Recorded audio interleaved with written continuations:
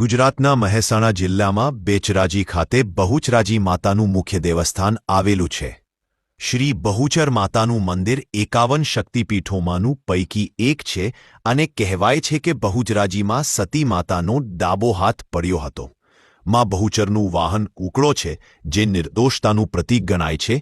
આ મંદિર અને કિલ્લાનું નિર્માણ માનાજીરાવ ગાયકવાડ દ્વારા ઈસવીસન 1839માં કરવામાં આવ્યું હતું. ત્યારબાદ કાલડી રાજા તેજપાલસિંહ દ્વારા તેનું પુનઃનિર્માણ કરી લેવામાં આવ્યું હતું. ત્યાર પછી આ મંદિરનો ફરીથી એકવાર જીર્ણોદ્ધાર કરવામાં આવ્યો હતો. આ મંદિરની ચારે બાજુએ બુર્જો અને 3 દરવાજા આવેલ છે. આ મંદિરમાં ઉત્તમ કારીગરી કરેલ છે અને આખું મંદિર પથ્થરથી બનેલ છે. મંદિરની પાસે એક અગ્નિકુંડ પણ આવેલ છે.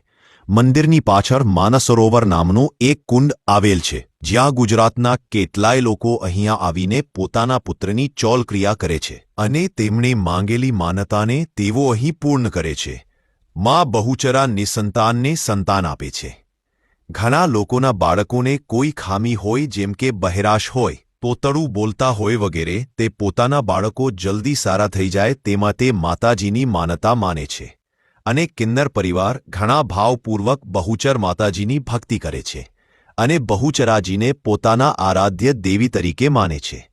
ભારતભરમાંથી મોટી સંખ્યામાં કિન્નર પરિવારના લોકો અહીં આવે છે. અહીંયા દરેક પૂર્ણિમાના દિવસે મેળો ભરાય છે અને દર પૂર્ણિમે માતાજીની પાલખી રાત્રે 9:30 વાગે નીકળે છે તથા વર્ષની ચૈત્રી પૂનમ તથા આસો શરદ પૂનમના દિવસે રાત્રે પાલખી બહુચરાજી મંદિરેથી નીકળીને શંખલપુર ગામે જાય છે, જ્યાં માતાજીનું પ્રાગટ્ય સ્થાન છે.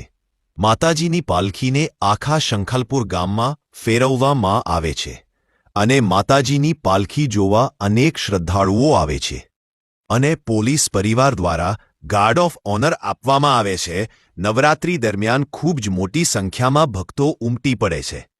ત્યારબાદ દશેરાના દિવસે સવારે માતાજીની પાલખી નીકળે છે. માતાજીના મંદિરેથી નીકળીને બહુચરાજી પાસે આવેલ સમી વૃક્ષ પાસે જઈ ત્યાં માતાજીના શસ્ત્રોની પૂજા કરવામાં આવે છે. આ દિવસે માતાજીને ગાયકવાડ રાજાએ ચઢાવેલ નવલખો હાર પહેરવામાં આવે છે. અહીં બહુચરાજી મંદિર ટ્રસ્ટ તરફથી ભોજનશાળા ચલાવવામાં આવે છે, જ્યાં શુદ્ધ સાત્વિક શાકાહારી ભોજન આપવામાં આવે છે.